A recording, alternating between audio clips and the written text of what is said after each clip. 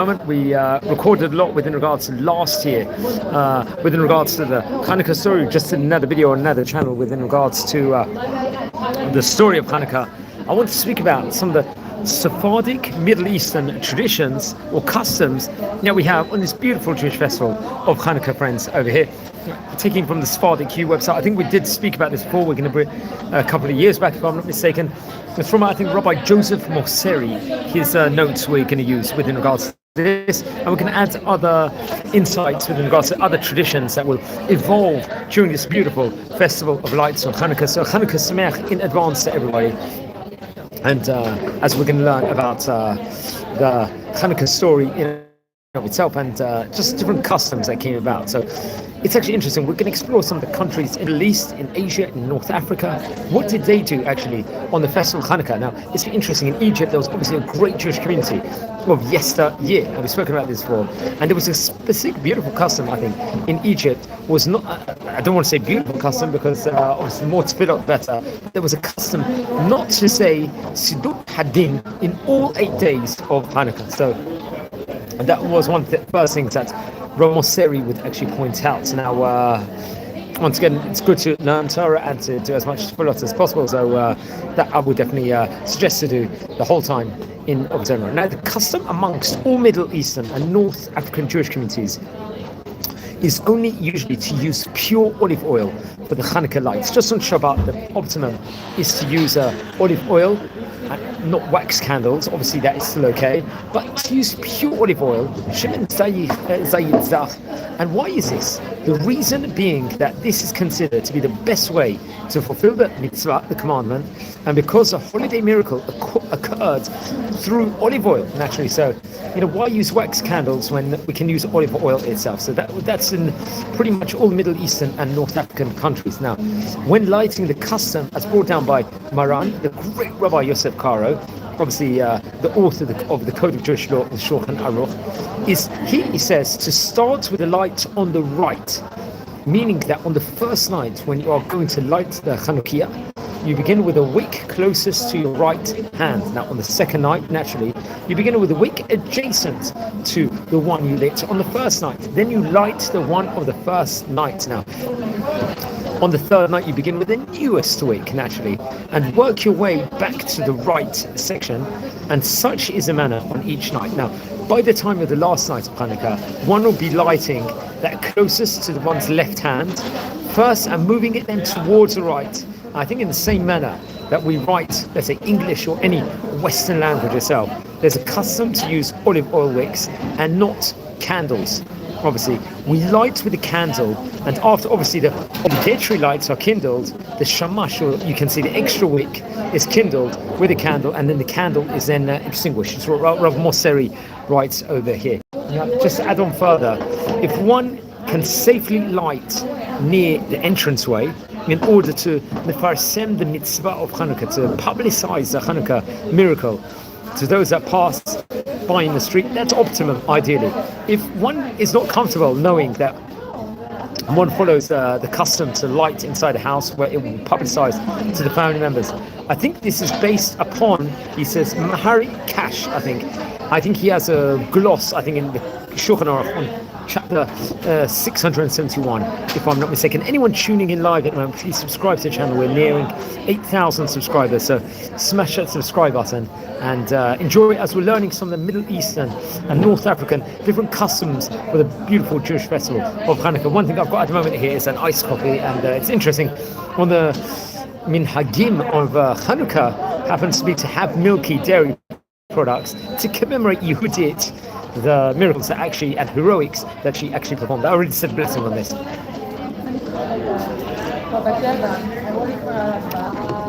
Now let's talk about custom when we follow the Kabbalah of the Arya Kodosh, Arya Luria, the great Kabbalist.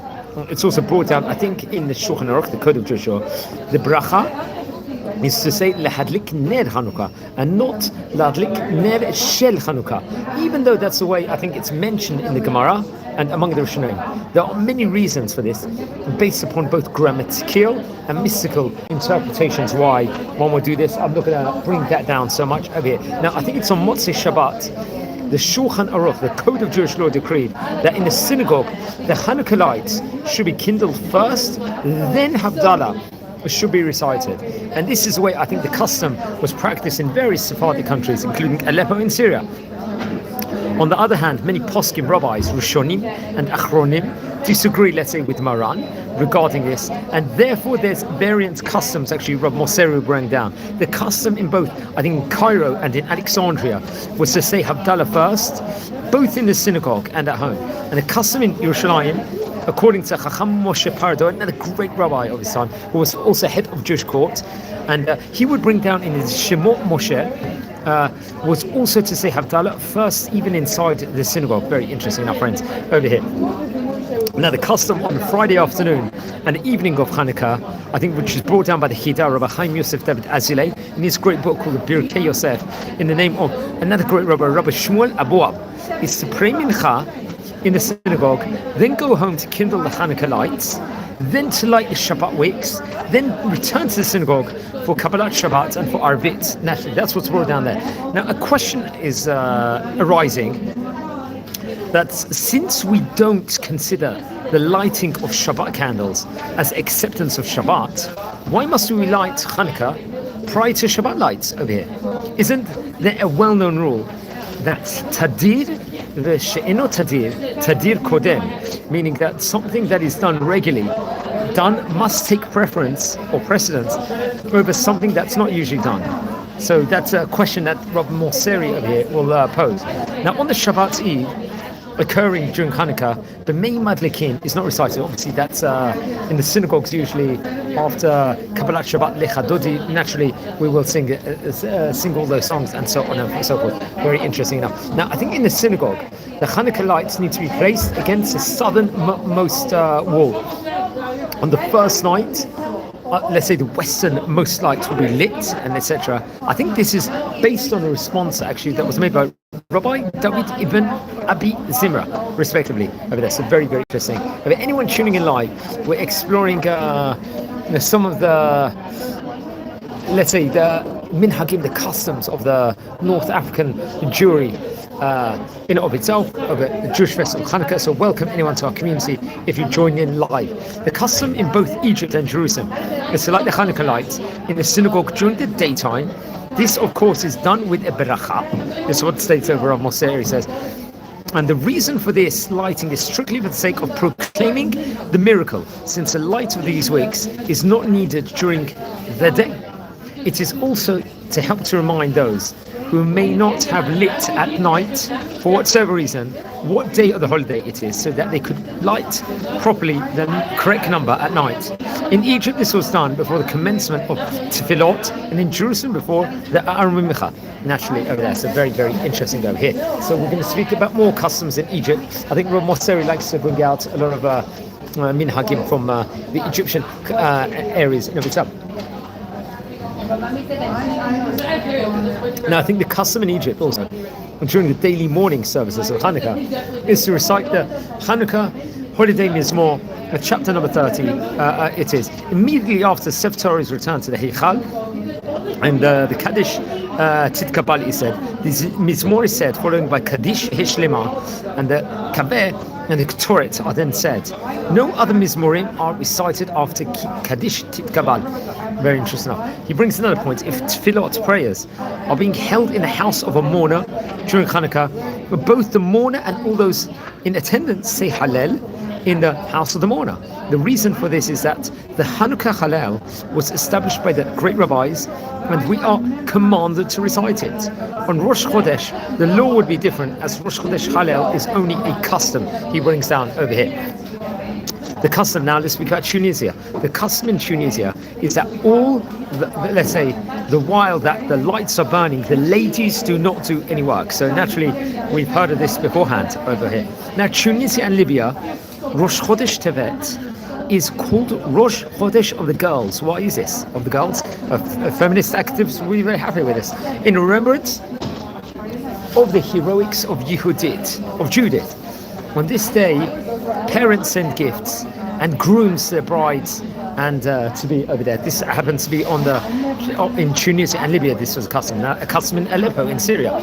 and many other Sephardic cities, was that prior to Hanukkah, the shamash of the synagogue would give out a tall wax candle to each man, which he would use for lighting the Hanukkah wicks they would do. They, in return, would give him a small donation. That was custom over there. And there was a great rabbi named Rabbi Shem Tov Gagin, who we've spoken about on various occasions before, a very famous rabbi more than 100 years ago. He would write a book called the Keter Shem Tov, and he mentions that the custom in Israel, in Syria, Turkey and Egypt would be to say the first bracha of Lahadlik Ner Hanukkah, then to light while saying the other brachot. This is still, I think, custom among some, he says, Masori, most traditional families, but they are already many who say all the brachot prior to lighting. That's what he says. The custom of Hanukkah is to eat each type of sweetened fried dough. So in Egypt, it was called a zalabia, or lukmat el kadi. In Iraq and Syria, it was called zingol. In Turkey, it was called bilmoles. In Greece, it was called lokomades. This was the only traditional Sephardic item shared by, let's say, almost all communities for Hanukkah, which is very, very interesting. The custom, apparently, was never to give out presents or a dreidel or everyone on Hanukkah. These are traditions, I think, that came from more the countries like Germanic lands, from Germany, and from living amongst, let's say, Christians, he says, who exchanged presents for Xmas holiday, which usually coincided with Hanukkah. So he brings this out, so apparently that wasn't the tradition in the Sephardic countries over there. That's what he brings down. Okay. He continues, he says, the blessings are Lehadlik Ner Hanukkah and She'asa Nisim. On the first night, obviously, we add the bracha, the blessing of Shechianu. After that, we recite Hanerot Halalu, the version that has figure. Okay, sorry, we're on the just connection went over there. Anyone tuning in live, welcome to our community as we're exploring some of the different minhagim, the customs of Middle Eastern countries within regards to Jewish festival of Hanukkah. So we're just using some notes, extra notes from Rabbi Moseri over here. So he talks about how the brachot of Ladlik Ner Hanukkah and She'asa Nisim. On the first night, we add the bracha of Shechianu, we said about, and after that we recite Hanerot Halalu song, which has 51 words and not 36 words. And then we recite Mizmor Shechanukat Habayit LeDavid, which is chapter 30, and then we naturally will sing Ma'asor. That's something that we have to point out over here.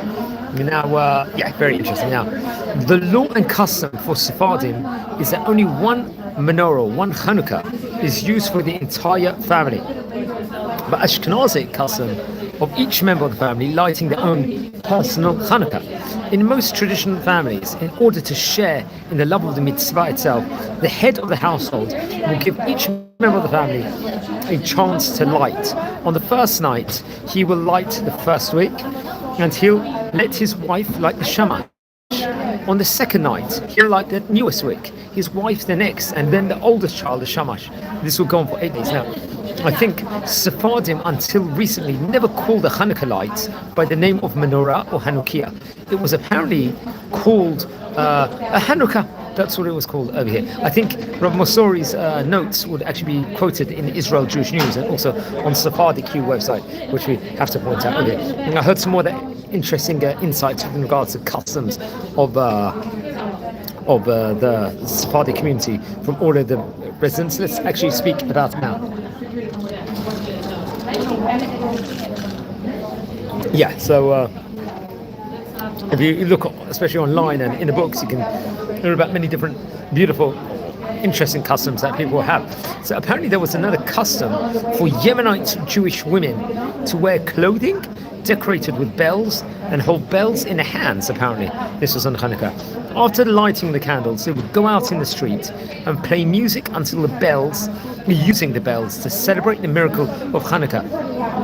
Apparently in Turkey, it was customary to eat dairy products, just like in many of us do, but it was especially in Turkey, in memory of the miracle that happened to Yehudit, which obviously with the story of Eliphornus with regards to cheese and wine. I think in Libya, as we said before, the mothers sent their married daughters sponge, Libyan donuts, which we spoke about just a few minutes ago, and families would bring the elders of the synagogue and the children into Jewish schools. They would bring this sponge over there. In Tunisia, the Hanukkah would hang in the entrance of the home from the time of Hanukkah until Purim. another very interesting tradition over here. That was in Tunisia, I believe. Also, to especially Sephardic rabbinic literature, they suggest a way to think about not only the rituals of the holiday, but the way in which we should be focusing our celebrations. In the early 20th century, a great rabbi named Rabbi Yosef Meshash, he was a Moroccan rabbi, he would receive a letter from a Jewish person who had become, let's say, doubtful, let's just say, about the Hanukkah oil miracle story. Obviously, we're not doubtful 100%, we know that's it, because he couldn't find a written source that attested to his authenticity. And in his response, Rabbi Meshash strongly rejected the idea that a written source was the only way to prove something as authoritative and accurate. Rabbi Meshash argued that the home, and specifically the teachings of the parents, were of equal importance to the rabbinical laws. He wrote that the love and care that parents build with their children creates a source of authority. Parents, he wrote, teach stories to their offspring that pass on from generation to generation. And these stories are of, let's say, equal standing or equal importance within regards to rabbinic literature. That's what he says. He wrote that the love, yes, very interesting. He wrote that the love and care that parents build with their children creates a source of authority. Parents, he wrote, teach stories to offspring that pass on from generation to generation. Yeah, and it's equal in standing with written traditions. In response, Rabbi Meshash actually highlights the authority and importance of parents in passing on Hanukkah traditions and locates the home as the center of authority of the holiday itself. Another great rabbi who we've spoken about before, Rabbi Chaim David Halevi. He was a 20th century Sephardic rabbi who was a chief rabbi of Tel Aviv. He argued that it was more important for all family members to be present during the lighting of the Hanukkah than for the Hanukkah to be lit in a timely manner. That was his argument. He wrote that such a lighting in a house is a miracle of our time. That's what he says. So very, very interesting. So these are just a couple of more beautiful ideas within regards to, let's just say, Hanukkah itself, and so on and so forth. What's the story behind latkes, levivot, as we call it over here? Obviously, let's say these are potato pancakes fried in oil, and it's actually interesting as a coincidence. The Judean oil harvest finished right around the 25th of Kislev when Hanukkah starts, which is very, very interesting. So. Yeah, so many, I think, just to go on a tangent over here, I think Eastern European people, olive oil was super expensive. So the frying agent of choice at that time was, I think, goose fat, if I'm not mistaken. Goose were actually slaughtered, I think, in the winter, so goose fat was much cheaper. And if, yeah. Okay, so that's just talking about over there, but yeah, so I think that's why over there. But, yeah, so in those places, because oil was expensive over there in Eastern Europe, so people will use like a cheaper kind of oil, and this will be a staple over there in the diet. I think the thing that which is said about the geese fat was just a mistake over there also. I think in the 1600s, potatoes would migrate to South America, to the Andes, to Europe, and then it would become more popular at that point in time at the Levivot wood in of itself. So that's very, very interesting. In 1927, latke first entered the Oxford English Dictionary. Sephardic, let's say, latke recipes include zucchini and garlic rather than potatoes and onions, and the yogurt topping is omitted when served with meat. Obviously, it's going to be omitted because it's basar b'chalav together. Now, it's actually interesting. Latkes are another example of how the Syrian Greeks want us to adapt the surrounding culture and despair. Instead, we've adapted the surrounding culture to thrive. Now, let's talk about sufganiyot. Naturally, northern African Jews would eat, let's say, sweet fried balls of dough. We called it svenge. And I think it was by the year 1000 Common Era, Maimonides, Father Rabbi Maimon ben Yosef, said not to make fun of eating these sufganim at the point in time, sufganiyot, because it has a custom of the ancient ones, the kadmonim. Sufganim actually comes from a Talmudic term of the name spongy, if I'm not mistaken, over there also. So that's very, very interesting. So that's something else we can talk about. I think in Bukhara, if I'm not mistaken, in Central Asia, Jewish people would live since the Persian Jews fled there from 400 Common Era. The story was that Adam and Eve were given jam-filled donuts by God after being kicked out of Gan Eden. This just what's reported over there. I'm not too sure the source of this, or don't take my word for it. It's just I actually use Sephardi website over there. Bukharian Jews also derive life lessons from sufganiyot, from donuts. It's round like the wheel of fortune. So one is on bottom in life today, might be on top the next day. And the inside is more interesting than outside. So don't judge people by the appearance. And they also add, you never know what kind you are getting until you take a bite. So don't try to predict the future. That's it. Ma'asu is another popular song that we sing on Hanukkah. Anyone tuning in live at the moment, please subscribe to our channel. We're nearing 8,000 subscribers, so please join our community and get inspired. Okay, what's the story behind Ma'asu, the song? It's got 6 stanzas, 5 of which were written in late 1100s on the banks of the Rhine River, reported over, and the last was written in the 1500s. The first 5 stanzas forms an acrostic spelling out the name Mordechai, which is assumed to be the author's name, known to be Mordechai ben Isaac, I believe. It's a very, very interesting. So, especially in Germany, many people will sing this with different tunes. Let's just say it was used in German folk in of itself.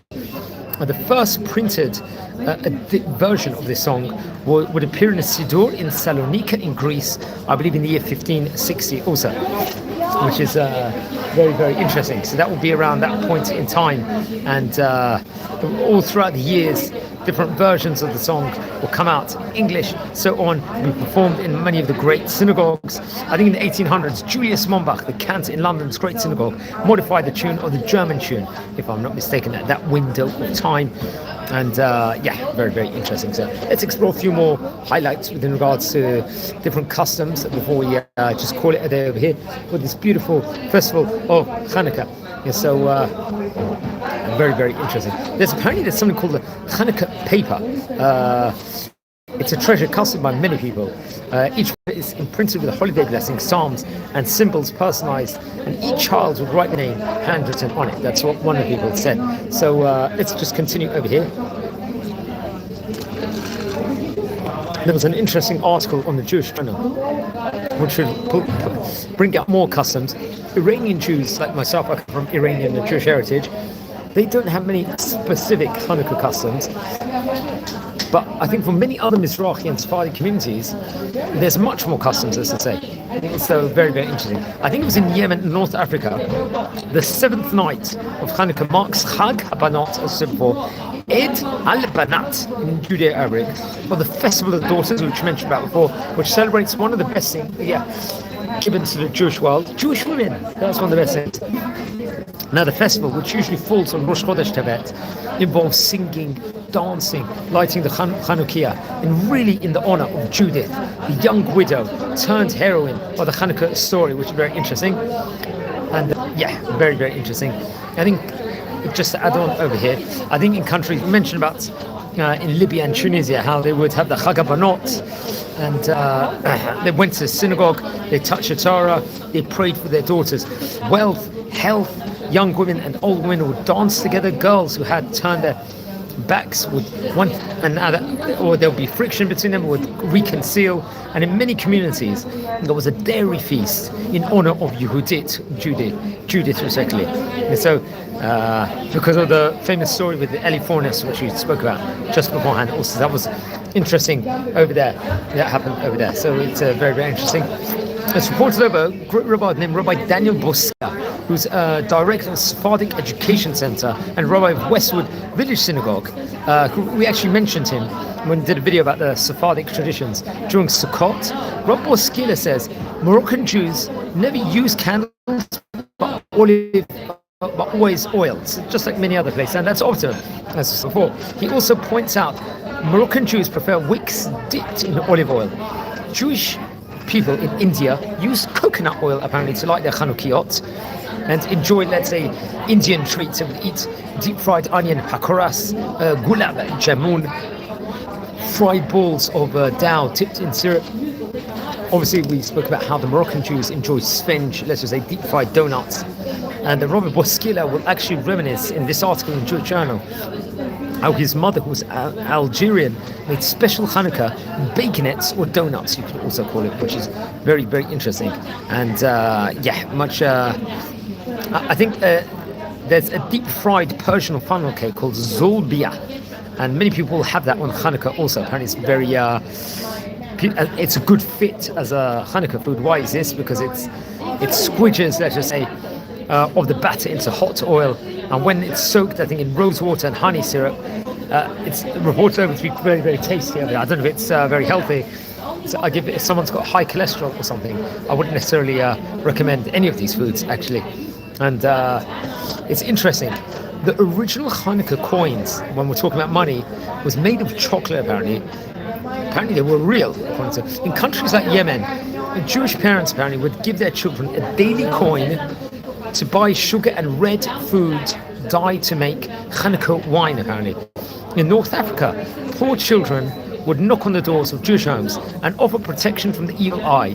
What would they do? They would burn special grasses, and they were paid with coins, interesting enough. For some communities, safety and protection was important themes during Hanukkah. Many Syrian Jews from Aleppo, trace themselves back from the Jews that were expelled in Spain in 1492, have a custom of lighting an extra flame each day of the holiday, apparently. Lighting the extra flame became, like, let's say, a hallmark of the Sephardic Syrian Jews, Robert Boskiller says, and represents, as to say, gratitude for safety and tolerance that they encountered in their adopted homeland of Syria. According to one interpretation, Rob Boskiller says, they arrived in safety in Syria after expulsion of the first night of Hanukkah, and they viewed their arrival in safety as their own Hanukkah miracle. So that's very interesting. Now, I think goes on this Jewish journal article and says some Jewish people light extra flames while others recite extra tefillot prayers, most of which I think have been heard of. Megillat Esther, we know, which obviously recited on Purim, but there's Megillat Antiochus, which is a work from the 2nd century that's distinct from the book of the Maccabees. It still forms part of the Hanukkah liturgy, let's say, of the Yemenite Jews, respectively. I don't know much about it, but I haven't heard about this beforehand, but that would be very interesting. So if anyone is Yemenite over here and you're joining in the live video broadcast, please send me a comment if you know now. And I think there's a whole Megillah named after, obviously, a terrible king from the Hanukkah story. So that's very interesting. Okay, so I think, obviously, we mentioned about how North African Jews would recite chapter 30 of Mizmor Shir Hanukkah Bayit LeDavid, which is a song, let's say, or a psalm dedicated to the Hanukkah of the house of David. It's interesting, in Turkey, Jewish people sing the Ladino song called Ocho Candelikas, 8 little candles, which describe the joy of lighting Hanukkah from the perspective of a child, whether in Istanbul or Athens. I think Ladino speaking Jewish people wish one another Hanukkah Elegre, happy Hanukkah. That'll be translated, which is also very, very interesting. And obviously, we don't say, just stress that Sephardi communities don't say Lahadlik Ner Hanukkah, and we say Lahadlik Ner Hanukkah. We have this. And it's actually interesting. The Chida Rabbi Chaim Yosef David Azulay, who lived between 1724 to 1806, who was born in Jerusalem, was Moroccan descent. He explained that when we, let's say, light Shabbat candles, we say Ner Shel Shabbat, because the light emanating from the candles belong to the Shabbat. Shel Shabbat, for the purpose of bringing light into our homes. And Robert Boskiller would point out, whereas with Hanukkah, the lights emanating from the candles don't belong to Hanukkah. For there's a prohibition to benefit from the Hanukkah lights. They are kindled only for the mitzvah of remembering the miracle of Hanukkah, which is very, very interesting over here. So I thought this will be just a few cute ideas with regards to the Jewish festival Hanukkah. Obviously, it's coming out this week at the moment, and it's a story. We spoke about the story itself of how it was a favorable time at the time of Alexander the Great, before the Hanukkah story, how we learned about, and eventually the culture of the Jewish people changed. There was just to go back, just to speak about the story just for a minute or two. It all started, especially when Ptolemy would try and get the Jewish people to translate the Torah, the rabbis to translate it into Greek. That was really a problem, and they would try and assimilate the Jewish community at that stage in time. Anti-Semitism will grow. They would ban, let's say, keeping Shabbat, Brit Milah, the mitzvah of the month, temple services were corrupting at the time, and the governmental position of the Kohen Gadol will become corrupted. I think Yochanan, the Kohen Gadol, was removed at one point in time, and Antiochus will cause a lot of, let's say, agitation. There were nasty people, let's just say, Hellenists like Jason and the corrupt Menelaus, who were really, really agitating at that point in time. And the story, let's just say, progresses where Antiochus' army will arrive in the village of Modi'in, where Matityahu, the old priest, lived, and the Syrian officer built an altar over there and a marketplace in the village and tried to force Matityahu to offer sacrifices to Greek gods. Matityahu would obviously refuse and won't go against his avot, and the Hellenist Jewish person came to the altar ready to sacrifice under officer's instruction, and Matityahu would kill him, and then his sons and men, let's say, would oppose the Greeks. And very interesting. The story progressed. Matityahu knew about the wickedness of Antiochus, and it will be fighting in of itself. And Lord miracles will actually take place where eventually Antiochus, I think Apollonius, his general, will try and wipe out Judah at the son of Matityahu and his followers. And they came, let's say, at that point in time, Apollonius came great in number, let's just say, and the Yehuda and the Jewish people were much, much smaller in number and smaller in equipment, but they still miraculously were able to defeat the wicked, let's say, the wicked Greeks over there at that point in time. And when Judah and the brothers, let's say, they shouted, "Let us fight unto death in our defense of our souls and our temple," and they would assemble at a mitzvah. This was actually the interesting enough, the place in Mitzvah where Shmuel the prophet, I think, passed away and offered prayers to God, and a lot of miracles actually happened at that point in time. I think the Maccabees would return to Jerusalem victorious, liberate the city, enter the Beit HaMikdash, and will at that point in time clear all the terrible idols which Assyrian vandals would put over there, and they would build a new altar and dedicate it on the 25th of the month of Kislev over there, so which is very interesting. Yes, I thought this would be a nice brief or an extensive, let's say, synopsis of the Jewish festival of Hanukkah, which we are entering actually just coming in this specific week at the moment, which is very, very interesting, friends. And I still got a little bit left over of the milky product here. And so we learned about all the different minhagim there happen to be on Hanukkah, and so on and so forth. And we should have, let's say, milky products, oily products in of itself, and so on and so forth. About how special it is now. Thank God, Baruch Hashem, we have got we've been showered a lot of rain at the moment, and that's always very welcome, and very thankful, because there's no blessing like rain in of itself. And I'm getting ready now, just outside a shopping centre over here in the city of Beersheba to do some Hanukkah shopping at the moment, which I think is very, very much appropriate for everything. So wish you all a fantastic day. Take care and be well, and Hanukkah Sameach.